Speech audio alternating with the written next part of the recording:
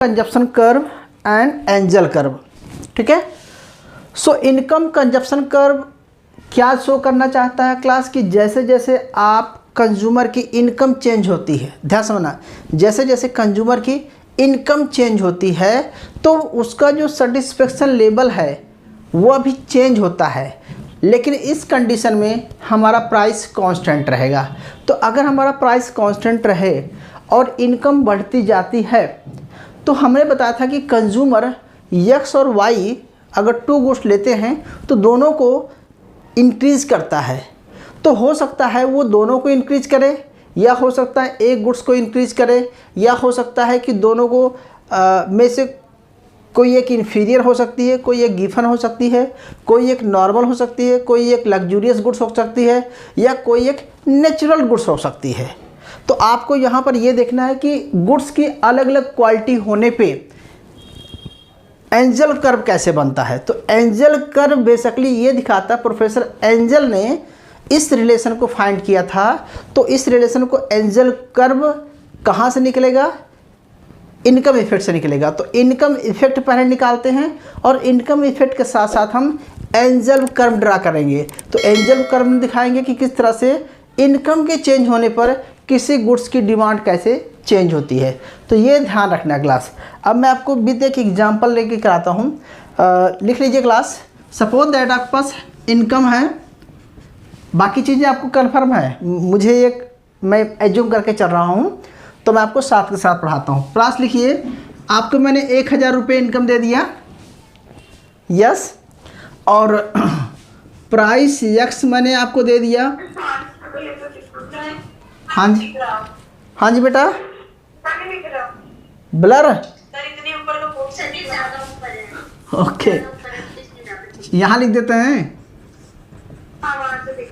Yama is equal to 1000 rupees. ठीक है, ध्यान समझना। और प्राइस यक्स ले लेते हैं बेटा जी 100 रुपये, प्राइस वाई ले लिया हमने 100 रुपये। सो प्लीज़ बताइए बजट लाइन कितना बनेगा, प्लीज़ जल्दी बताना। 10 यस, गुड्स। चलो बजट लाइन आपने बताया 10 का बन गया, दिख रहा है ना प्रॉपर, ओके। चलो हमने 10x ले लिया और 10y ले लिया, ज़्यादा कुछ नहीं लिख रहे हैं। कैसे निकाला आपको पता है बेटा जी, कैसे निकाला आपने प्लीज़? हाँ, क्योंकि हम लिखेंगे क्वांटिटी x बराबर कैसे निकालेंगे, निकालना आता है ना। So quantity x equal to m upon P X और quantity y equal to m upon P Y. ठीक है बेटा जी, 1000 को 100 से भाग दिया 10 और 1000 को 100 से भाग दिया 10, कितना निकल गया बेटा, आ गया ना।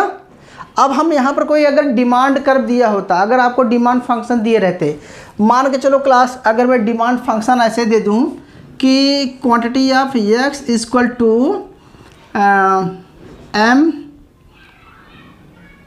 अपान रहने दो यार, डिमांड फंक्शन मत दो प्लीज़, वैसे बता दो। तो आप बताइए 10 लेता है क्लास, मान के चलो, तो हम बोलते हैं कि किसी एक पॉइंट पर इक्विलिब्रियम करा दो, कोई भी एक पॉइंट इक्विलिब्रियम करा लेते हैं। तो वो हो सकता है क्लास, मान के चलो इसको अगर 8 लेगा बेटा, अगर इसको वो 8 लेगा तो y को कितना, x को कितना परचेज करेगा क्लास? अगर इसने 8y ले लिया तो y को, x को 2x, यस सर, कितना लेगा 2x परचेज करेगा, ओके। तो मान के चलो हमारा इक्विलिब्रियम यहाँ पर आ गया, it is your equilibrium, okay. तो इस इक्विलिब्रियम पर यहाँ तक दिख रहा है आपको, बनाना यहाँ तक दिख रहा है बेटा, यस सर, ओके। तो हम एक काम करते हैं, मैं यहाँ पर लेता हूँ इनकम, यहाँ पर लिख दीजिए आप इनकम, और यहाँ पर ले दीजिए एक्स गुड्स, ओके। तो देखिए इनकम आपकी 1000 रुपये है, कितना बेटा जी, वो 1000। तो m इज इक्वल टू हमने 1000 रुपये लिख दिया।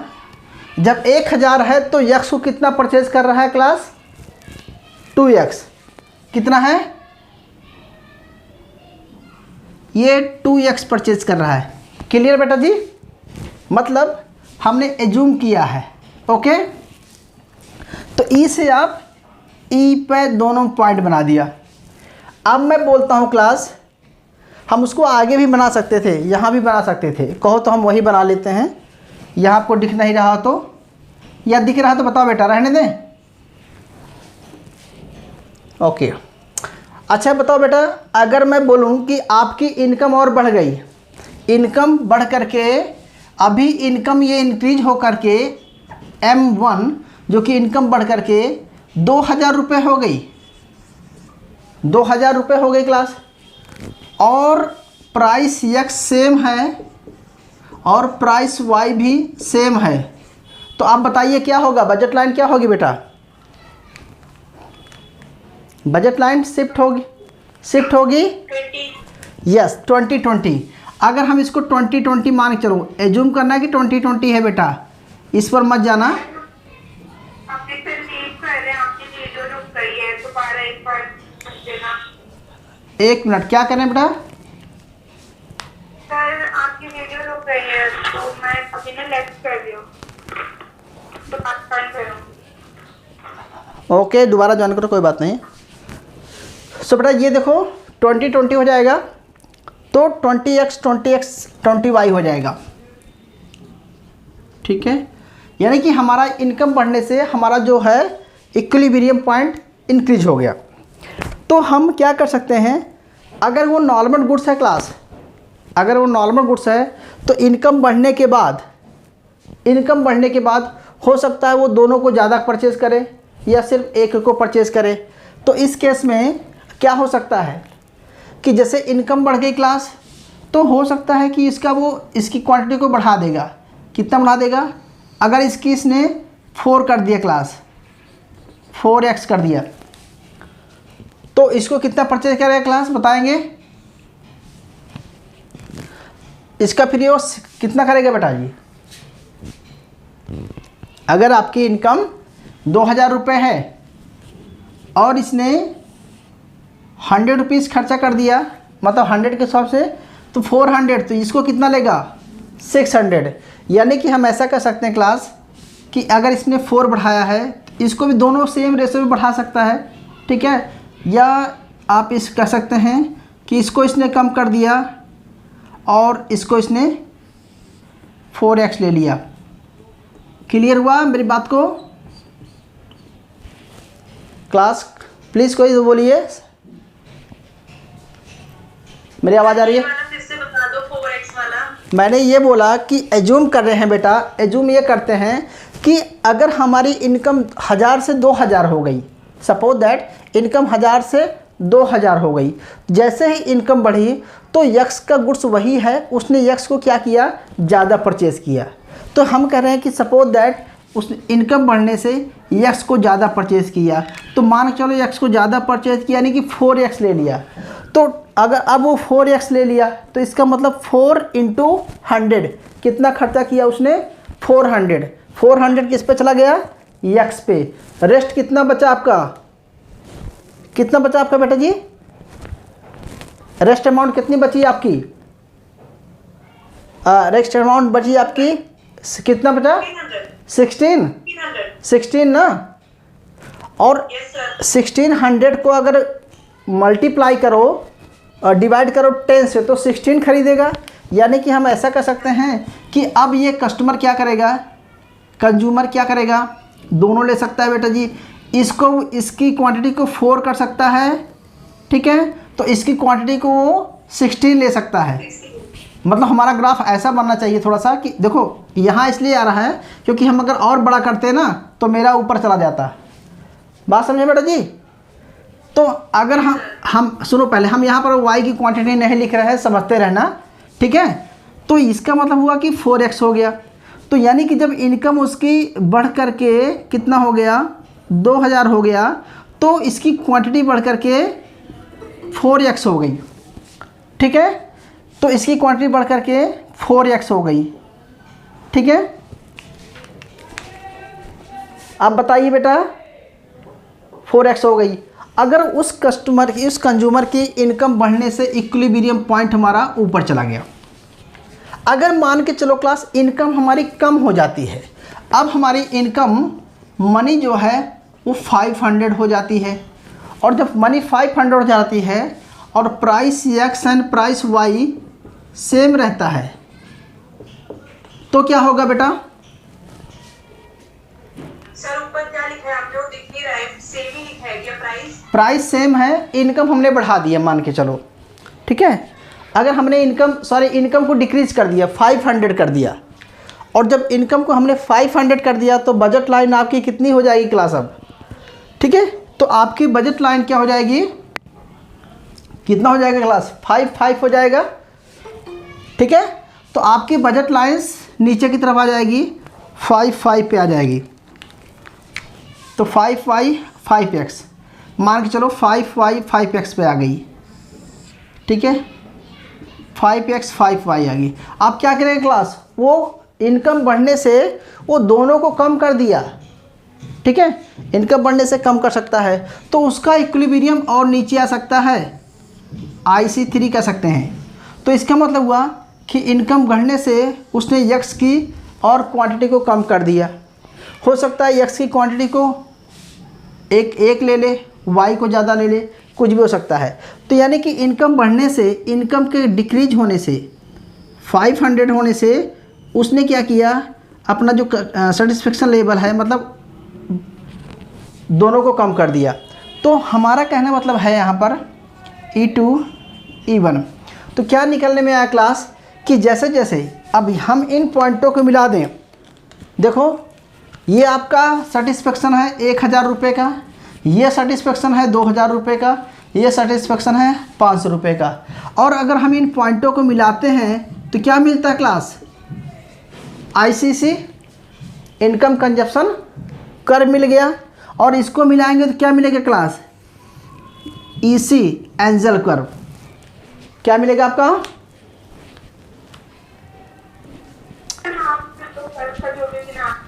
हाँ जी, कर्व का नाम क्या है? समझ नहीं आ रहा है। एंजल कर्व,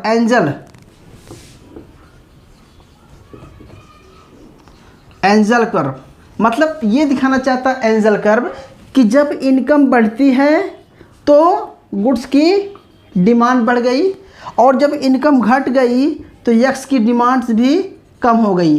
तो कहने का मतलब है कि जब एंजल कर्व अपवर्ड स्लोपिंग होता है तो इस केस में ये गुड्स कौन सी हो गई? यह एक नॉर्मल गुड्स केस कह सकते हैं कि यह एक नॉर्मल गुड्स हो गई, ठीक है। ये नॉर्मल गुड्स हो गया, मतलब रेट को डाउन, इनकम के कम होने से उसकी डिमांड कम हो गई और इनकम बढ़ने से उसकी डिमांड्स बढ़ गई। तो अगर ऐसे गुड्स है कि इनकम के चेंज होने पर कंज्यूमर की इनकम घट गई या इनकम बढ़ गई, प्राइस में कोई चेंज नहीं आ रहा है, तो उसका जो सेटिस्फेक्शन लेवल चेंज होता है और उसके अकॉर्डिंग वो इनकम बढ़ने से एक्स को बढ़ा लिया और इनकम घटने से एक्स को कम कर दिया, ठीक है। तो इस केस में ये नॉर्मल गुड्स हो गया। और एंजल कर्व में क्या डिफरेंस है? यस बेटा बताइए क्या कहना आपने? Angel curve and income consumption curve में क्या डिफरेंस है? एंजल कर्व ओनली एक गुड्स की बात कर रहा है। एंजल कर्व कह रहा है कि अगर इनकम बढ़ने से, इनकम के साथ देखो ICC income consumption curve is the various combination of two goods XY two goods that consumer consuming ई given the different income level, and ICC show करता है income satisfaction level different point पे income के साथ उसका satisfaction level देखता है। लेकिन यहाँ पर एंजल कर्व ने सिर्फ एक गुड्स की बात कर रहा है कि मनी इनकम इंक्रीज होने से यक्स पॉजिटिव है या निगेटिव है, यक्स को ज़्यादा इंक्रीज कर रहा है या यक्स को कम कर रहा है। बेसिकली हम एंजल कर्व में इनकम और गुड्स के रिलेशन देखते हैं डिमांड का, और ICC में डिफरेंट इनकम पर डिफरेंट गिवन प्राइसेस पे डिफरेंट पॉइंट पे सेटिस्फेक्शन देखते हैं और उन सेटिस्फेक्शन को मिला करके हम एंजल कर्व बनाते हैं, sorry ICC curve. So the income effect, यह इनकम इफेक्ट है, यह इनकम और किसी एक गुड्स का रिलेशन है कि इनकम बढ़ने से उसको बढ़ा रहा है या इनकम बढ़ने से उसको डिक्रीज कर रहा है। यह अगर इनकम बढ़ने से बढ़ा रहा है, इनकम घटने से डिक्रीज होने से कम कर रहा है, तो वह गुड्स कौन सी हो गई? इस गुड्स को हम बोलेंगे नॉर्मल गुड्स के केस में। अच्छा, कई बार ऐसा भी होता क्लास, अगर मैं दूसरा एक एग्जाम्पल ले लूँ, मान के चलो क्लास, थोड़ा सा मिटा रहा हूँ, ठीक है, यहाँ दिख रहा होगा बेटा? सर यस दिख रहा है ना? सर यस बेटा बोलो। सर वो ना ग्रुप में बच्चे क्या थे, उनका ज्वाइन कर दो, 11 बजे से वेट करते थे, नहीं नेटवर्क के चक्कर में कहीं हुआ। तो मेरे पास तो कोई रिक्वेस्ट नहीं आ रही, प्लीज़ भेजिए। ओके सर, मैं तो बोलती हूँ। बेटा जी दूसरा लेते हैं। अगर मान के चलो न्यूमेरिकल वैल्यू नहीं लेते हैं, अगर मैं बोलूँ क्लास, ध्यान समझना कि पहले आपकी गिवन इनकम ये है, ओके, गिवन इनकम पर आपका ये दोनों पॉइंट है, आईसी टच कर रहा है। इसका मतलब हुआ कि ये वाई है क्लास, ये एक्स है, ये वाई है, यहाँ पर मनी है, यहाँ पर आपका एक्स गुड्स है, ठीक है, इतना समझ में आ गया। अब मैं बोलता हूँ क्लास ई है, अब मैं बोलता हूँ कि एक प्राइस पर ये एक्स को इतना परचेज कर रहा है, वाई इतना परचेज कर रहा है, यानी कि गिवन इनकम पे एम नॉट इनकम है, एम नॉट पे मान चलो एक्स की एक्स नॉट परचेज कर रहा है। अगर आपकी इनकम बढ़ जाती है, ध्यान समझना, अगर आपकी इनकम बढ़ जाती है, इनकम क्या होगी? पैरेलल शिफ्ट होगी। बेटा बताओ प्लीज़, इनकम क्या होगी? बढ़ने से बजट लाइन शिफ्ट हो गई। अगर बजट लाइन शिफ्ट होने से उसने क्या किया? एक्स को ज़्यादा बढ़ाया और वाई को भी इंक्रीज कर रहा है, ठीक है, या यूँ कह सकते हैं कि इनकम बढ़ने से वो एक्स को ज़्यादा इंक्रीज कर रहा है, वाई को कम इंक्रीज कर रहा है क्लास, ऐसा कर लीजिए। तो इसका मतलब क्या हुआ कि आईसीसी यहाँ पर आ गया। इसका मतलब हुआ कि इनकम के बढ़ने पर वाई को कम कर दिया, तो इनकम के बढ़ने पर उसने क्या किया? एक्स को और ज़्यादा ले लिया, इससे आप इवन पे आ गए। यह इनकम और बढ़ गई क्लास, इनकम और इंक्रीज हो गई, तो वह जो है एक्स को और ज़्यादा परचेज़ किया, ठीक है, IC3 पे आ गया। तो यानी कि इसने वाई को और कम कर दिया, ठीक है, एक्स को x1 x2 पे आ गया। तो तीसरे में देखिए आप, इनकम बढ़ने से, ठीक है, वो हम कह सकते हैं x3 पे आ गया। तो इस केस में आपका एंजल कर्व कैसे बना क्लास? ऐसे बना। क्यों? क्योंकि एंजल कर्व यहाँ पर दिखाता है कि एक्स इज लग्जूरियस गुड्स है। अगर वो गुड्स लग्जूरियस गुड्स है क्लास, इसका मतलब होता है कि जैसे जैसे इनकम बढ़ती है वो उसको ज़्यादा प्रेफरेंस देता है। इनकम बढ़ी तो उसने इतना इंक्रीज़ किया, इनकम और बढ़ी तो उससे ज़्यादा उसको कंज्यूम किया। तो यानी कि अगर एंजल कर्व जो है नीचे की तरफ झुका होगा तो वो गुड्स कौन सी होगी क्लास? लग्जूरियस गुड्स होगी। आप ऐसा बना सकते हैं, अगर हम इन पॉइंटों को मिलाते हैं तो आपका कैसे बनेगा? ICC। जब आपका ICC इस तरह से बनेगा तो आपका एंजल कर्व क्लास इस तरह से बनेगा। क्लियर हुआ?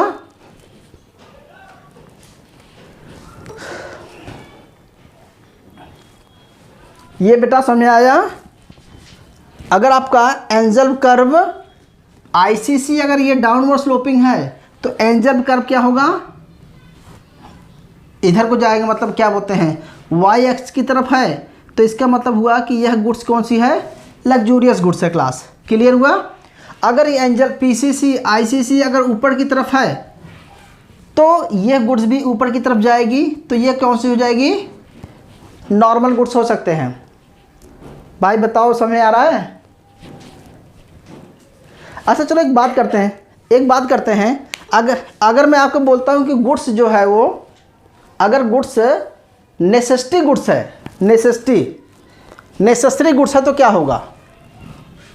अगर मैं बात करूं कि आपके सामने एक नेसेसरी गुड है जिसको इनकम बढ़ने के बाद भी उतना ही खरीदना है और इनकम घटने पर भी आप उतना ही खरीदेंगे, तो इस केस में एंजल कर्व कैसे बनेगा? बताओ बेटा।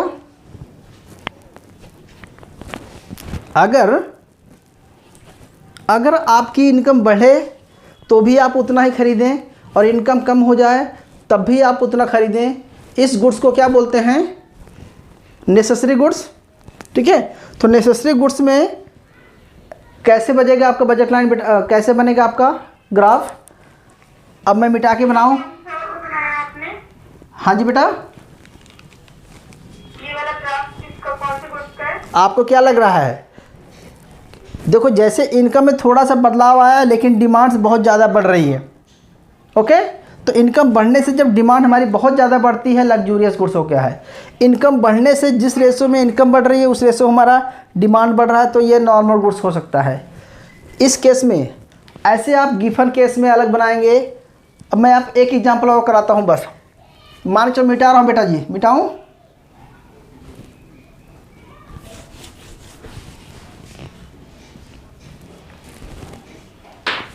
तीसरा ले लेते हैं। अरे नेसेसिटी गुड्स क्या होती है बताएंगे कोई, जो बहुत ज़रूरी हो? अच्छा ये बताओ, अगर बताइए, अगर नमक का रेट कम हो गया तो क्या करोगे आप? 1 क्विंटल नमक खरीद के रख लोगे क्या? नहीं सर। उतना अगर रेट बढ़ गया या घट गया, रेट बढ़ गया या घट गया, आप उसका रेट पर, मतलब मार्केट में इनकम बढ़े आपकी या इनकम घटे, लेकिन आप नमक उतना ही खाएंगे जितना आपका नेसेसिटी है। ठीक है, तो इस केस में एंजल कर्व कैसे बनेगा मैं दिखाना चाहता हूँ। मान के चलो, देखो क्लास, ये 2 लाइन बनाना है, समझ गए होंगे आप। मैं सिर्फ बोलता जाता हूँ। सबसे पहले बजट लाइन गिवन है, इनकम गिवन है, प्राइस गिवन है, मान के चलो। ठीक है, और आप इस पॉइंट पर इक्विलिब्रियम हैं, आप x इतना परचेज कर रहे हैं, y इतना परचेज कर रहे हैं। क्लियर है? तो यानी कि एक गिवन हुई है सर्टेन इनकम पर आपकी x की इतनी डिमांड है। सही है बेटा जी? अच्छा, अब मैं बोलता हूँ चलो आपकी इनकम बढ़ गई, तो आप क्या करेंगे बेटा जी? इनकम बढ़ने से बजट लाइन क्या हो गई आपकी? तो पहले आप IC बना दीजिए, इनकम बढ़ गई आपकी। ओके, तो अगर वो नेसेसिटी गुड है तो यक्स क्या करेगा? नेसेसिटी गुड है तो यक्स क्या करेगा बेटा? इनकम M से M1 हो गई, लेकिन वो सिर्फ उसको उतना ही खरीदेगा, बेशक क्या करेगा वो Y को बढ़ा लेगा। ओके, क्योंकि सारा पैसा Y पे खर्चा करेगा, इनकम बढ़ गई तो। तीसरा होता है इनकम उसकी और बढ़ गई, तो आप यहाँ से यहाँ आ गए, 2 पे आ गए। इनकम और बढ़ गई तब भी वो इतना ही खरीद रहा है, तो IC आपका 3 हो गया। तो आपका जो इनकम है Y से Y2 पे, मतलब आपने इसको इतना बढ़ा लिया, लेकिन यस कि आपने कांस्टेंट रखा। इनकम और बढ़ गई तो आपने इसको कांस्टेंट रखा, तो आप यहाँ पर आ गए। तो इसका मतलब हुआ क्लास कि जब आपका, अच्छा बताओ इसमें ICC कैसे कर बनेगा? Yes, vertical. सो बेटा जी ये भी ICC ही है। ICC एक टाइम के बाद ICC, जब ICC वर्टिकल बढ़ रहा है तो याद रखना, कभी भी एग्जाम वगैरह देंगे तो उस केस में जो एंजल कर्व बनेगा, क्या बनेगा कि मतलब इनकम बढ़े या इनकम घटे, और यहाँ पर इनकम की इलास्टिक कितनी है? इनकम इलास्टिक कितनी है? 0। अरे income elastic 0, either income increase either decrease, there is no impact of quantity पर, तो इनकम इलास्टिसिटी 0 है। अच्छा, जहाँ पर इनकम इलास्टिसिटी ग्रेटर देन 1 होगी वो कौन सा गुड्स होगा? हेलो, थोड़ी देर पहले बताए थे, अगर change in quantity upon change in Y into Y upon Q, ये क्या होता है? इनकम इलास्टिक का फार्मूला होता है ना। तो अगर इनकम इलास्टिक में ग्रेटर देन 1 है, इसका मतलब गुड्स कौन सी है बेटा?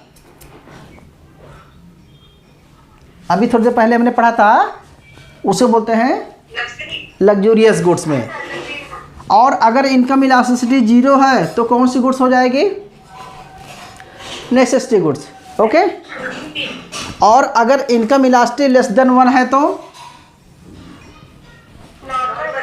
हाँ, ऐसा भी नहीं कि भाई रेट गिरा तो बढ़ाते जा रहा है आलू पे, मतलब समझ है ना।